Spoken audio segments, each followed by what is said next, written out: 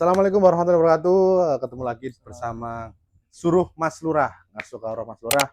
Di episode kali ini kita membahas tentang kepemudaan dan kepemudaan yang inspirasi membuat usaha sendiri seperti itu. Dan alhamdulillah hari ini kita ditemani oleh Mas Fian. Mas Fian itu asli warga Srigonco. Dan nanti kita jawab-jawab Mas Fian terkait tentang pemuda desa Srigonco, kemudian tentang kebudayaan desa Srigonco dan khususnya peternakan. Karena memang di sini Mas Fian itu usahanya di bidang peternakan ayam daging itu. Nah, Mas Fian gimana kabarnya? Alhamdulillah sehat. Sehat ya, alhamdulillah. Pak Didit gimana kabarnya? Alhamdulillah sehat juga Mas Fian. Baik, Mas Fian, terima kasih sudah meluangkan waktunya untuk channel kita di channel Suruh Mas Lurah, Ngasuh Karo Mas Lurah, Mas Fian. Dan terima kasih juga kita sudah diterima untuk cuap-cuap membahas tentang pemuda yang berkarya dan pemuda yang berusaha di Desa Srigonco. Mas Fian, mohon maaf sebelumnya bisa dikenalkan nama, alamat, mungkin status, nah itu bisa dijelaskan ke pemirsa sekalian. Monggo Mas Fian. Pertama-tama terima kasih untuk Pak Didit sudah berkunjung istilahnya ke tempat kerja saya. Siap. Ya istilahnya kita nggak jauh lah. Siap. Yeah. Kita sebagai hidup di dalam lingkungan bermasyarakat kita memang tidak bisa lepas antara satu dan lain. Instrumen pemerintahan, baik itu pemerintahan di desa ataupun tingkat paling rendah RT, kita harus tetap bersinergi, kita harus menjalin hubungan. Ya. Siap. Yeah. Nah, mungkin dikenalkan namanya. Perkenalkan dulu, nama saya Alfian Kolistiawan. Umur saya 25 tahun. Ya. Kelahiran Malang. 11 Juli 1999. Alamat saya tepat di Desa Srigonco, Kecamatan Bantur, Kabupaten Malang. Begitu juga lokasi usaha saya yang saya tekuni berada di dekat rumah saya sendiri. Untuk tempatnya bisa dikatakan depan Balai Desa Srigonco. Mungkin status Mas Fian? Saat ini masih lajang. Masih lajang. Masih berfokus dulu. Siap. Masya Allah. Masih berfokus mengimprove diri sendiri. Masya Allah. Siap. Wah, itu sedulur desa, pemuda desa, pemudi desa Srigonco sekalian, pemirsa yang menonton channel ini. Nah, beliaunya pengusaha muda, sukses di bidang peternakan pedaging dan masih single. Bila mana ada yang mau tertarik, boleh menghubungi di bawah ini. Nah, Mas Fian, kita mau bercop-cop soal pemuda desa yang berkarya ya. Jadi kami melihat Mas Fian panjenengan sebagai inspirator muda, sebagai pemuda yang sukses di usaha pedaging ini, kami melihat itu sangat luar biasa. Jadi kami ingin mengimprove atau menggali informasi dari Mas Fian untuk teman-teman subscribe kita, pemirsa sekalian, biar sama-sama mengedukasi, biar sama-sama motivasi bahwasanya pemuda itu bisa berkarya di desa seperti itu. Nah, guys, ini sambil hujan, jadi nanti misalkan suara-suara agak sedikit noise, mohon maaf ya guys, tapi insya Allah kita bisa meredam lewat ini TNW seperti itu, mikrofon TNW. Sekalian promosi, tapi nggak di-endorse Mas. Nah, Mas, lanjut ke pertanyaan selanjutnya.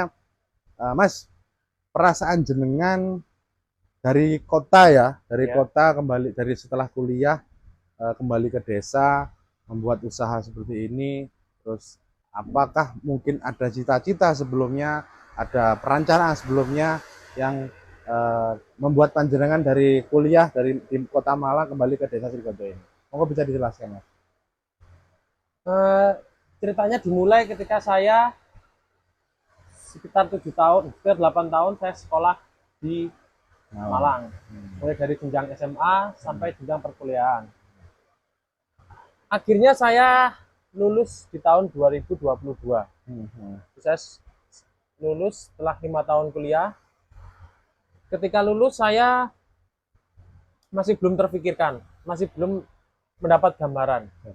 Ketika kuliah itu masih tertulis dalam benak saya ingin menjadi seorang profesional, bukan seorang entrepreneur ataupun orang yang bergerak di bidang usaha. Pikiran saya ingin menjadi seorang profesional, di mana dengan ilmu yang saya dapatkan di perkuliahan, kebetulan dulu saya kuliah di jurusan teknik pertanian atau mekanisasi pertanian, Universitas Brawijaya.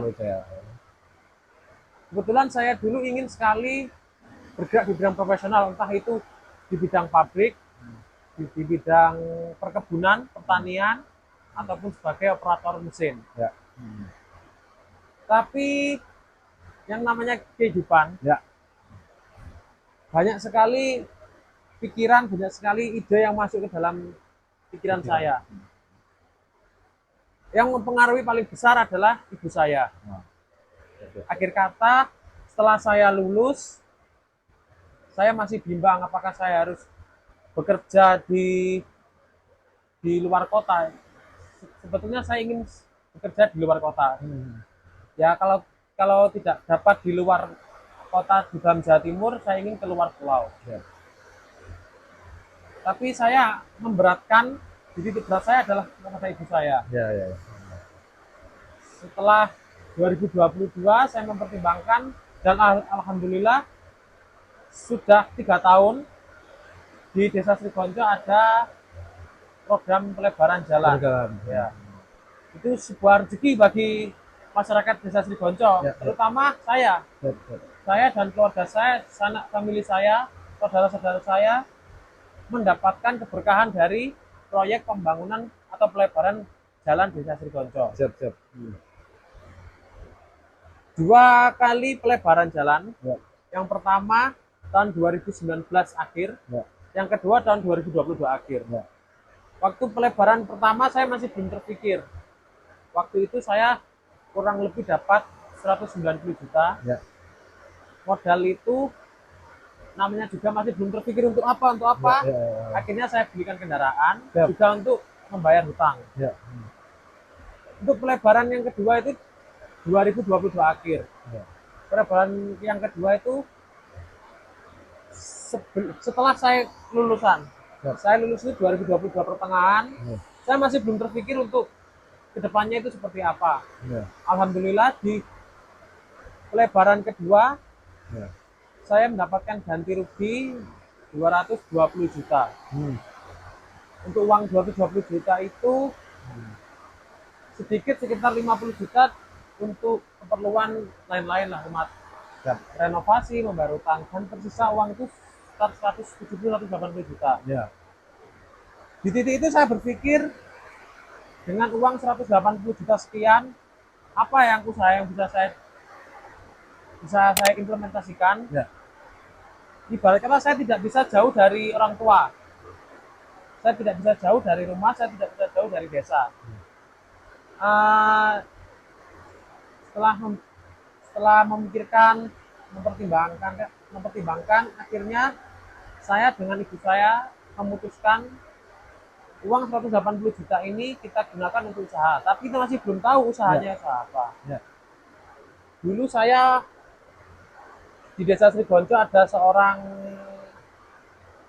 dulu dia bekerja di sini Ya. dari BSIP Ruminansia Besar, Hah? yang sekarang jadi BSIP, dulunya loka Lolit sapi. ya. Lolit sapi. Saya bertemu dengan saudara atau orang yang sekarang sudah dianggap menjadi saudara. Oh, siap.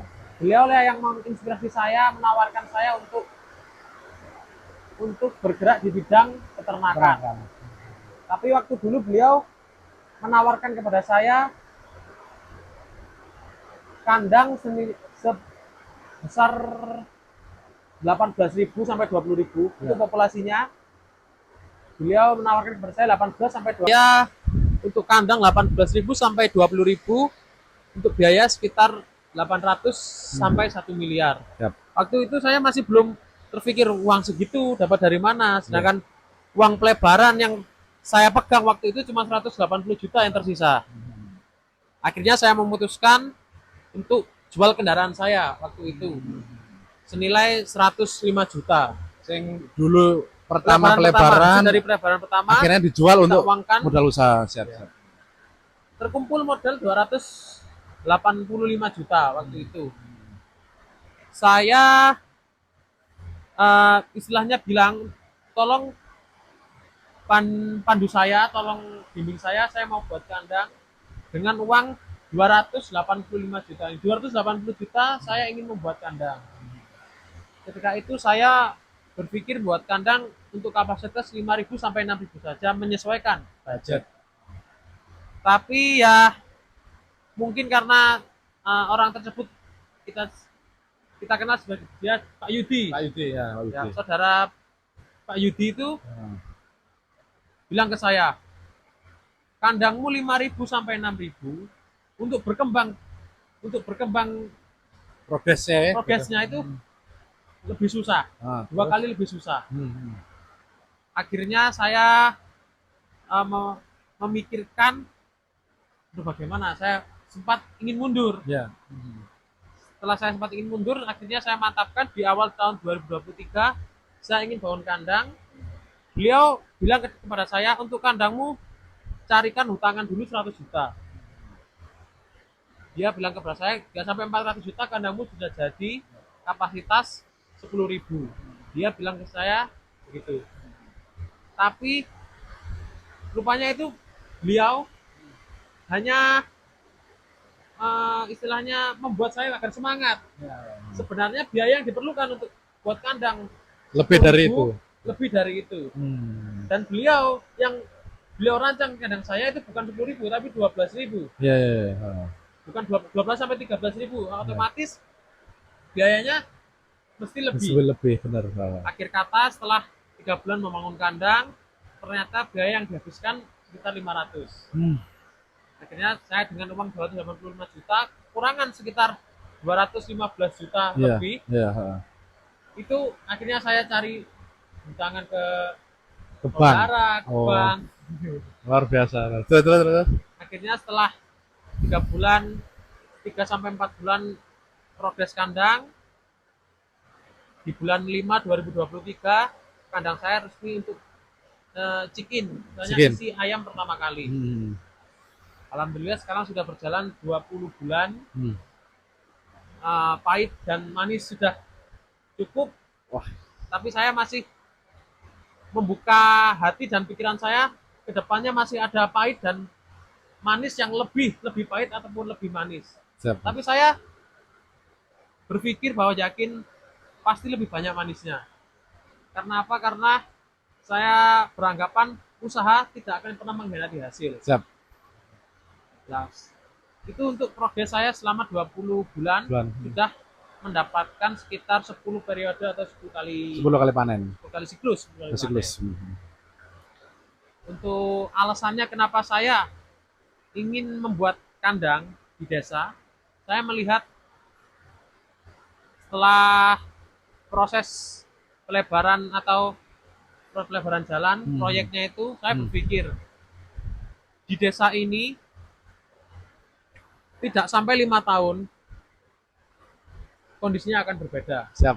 Mulai dari perekonomian, terus pola pikir masyarakat, budaya, kondisi semuanya pasti akan berbeda. Kondisinya akan berbeda. Saya telah membuka pikiran saya untuk istilahnya membuka usaha. Apa yang belum ada di desa ini, apa yang saya belum familiar di desa ini. Mungkin sudah familiar di desa lain, tapi masih belum familiar di sini.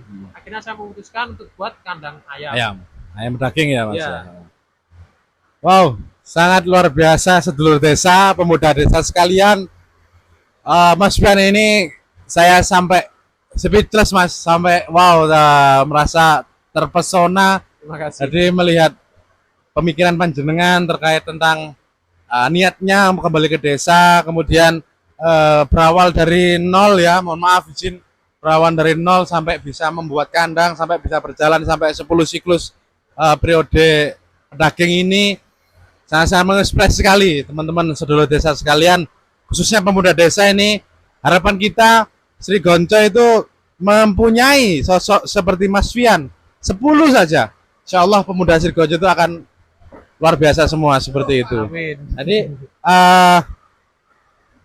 rekan-rekan, kami mengharapkan motivasinya Mas Fian ini untuk membuka usaha di Desa Sri Gonco bisa menular kepada pemirsa sekalian, sedulur desa sekalian, pemuda sekalian, agar kita nanti bisa bangkit tentang ekonomi yang mandiri seperti Amin, itu. amin, Mas amin. Fian, mohon dengan sangat-sangat hormat, kami sangat menghormati, mengapresiasi panjenengan. Rekan-rekan sedulur desa, Sri Gonco memang sejak tahun 2019 sampai 2022 itu memang mendapat barokah dari pembebasan lahan untuk pengerjaan Jalan Nasional Ruas Gunolegi Balikambang. Dan termasuk yang menangkap peluang apa yang sudah dihasilkan oleh desa terkait pembebasan lahan itu salah satunya Mas Fian. Sosok pemuda yang inovatif, kreatif, dan tahan banting kalau menurut kami, dan melihat peluang itu dijadikan sebagai peluang usaha, yaitu usaha peternakan ayam pedaging. Dan alhamdulillah sampai 10 siklus ini sustain ya Mas ya. Nah, Ya pastilah namanya usaha itu asam manis pahit usaha itu Iya. pasti ada, tapi kebanyakan manisnya ya seperti itu. Alhamdulillah. Mas Fian, kami ingin bertanya selanjutnya, kira-kira Mas Fian, tadi kan sudah disinggung oleh Mas Fian terkait tentang 5 tahun ke depan Sri Gonco itu akan sangat-sangat berbeda. Nah, menurut pandangan Mas Fian, berbedanya itu dalam bentuk seperti apa? Monggo bisa dijelaskan. Ya, salah satu perbedaan yang bisa saya tangkap 5 tahun ke depan adalah pertama dari segi ekonomi, pola pikir masyarakat tentang ekonomi. Ketika pelebaran sudah dilakukan, jalan sudah jadi, akan banyak potensi-potensi yang bisa digali. Ya. Kita tidak bisa memungkiri bahwa jalan ini adalah istilahnya apa istilahnya ya? Kata Pak Jokowi itu. Akses center utama. Ya bisa dikatakan begitu. Jalan ini adalah penghidupan kita. Jalan itu adalah di mana ekonomi itu bertumbuh, di mana ekonomi itu bergerak, di mana sebuah daerah, sebuah negara bisa maju, bisa berkembang dengan pesat melalui akses, melalui infrastruktur yang memadai. Bisa kita lihat 5 tahun, 10 tahun belakangan Desa Sri Gonco bisa dikatakan jalannya itu kecil. Kecil, benar. Sedangkan jalan kecil itu untuk orang infrastruktur bisa dilihat kurang memadai. Saya percaya 5 tahun ke depan satu perekonomian kita sudah akan berubah, meskipun bukan 180 derajat, bertahap.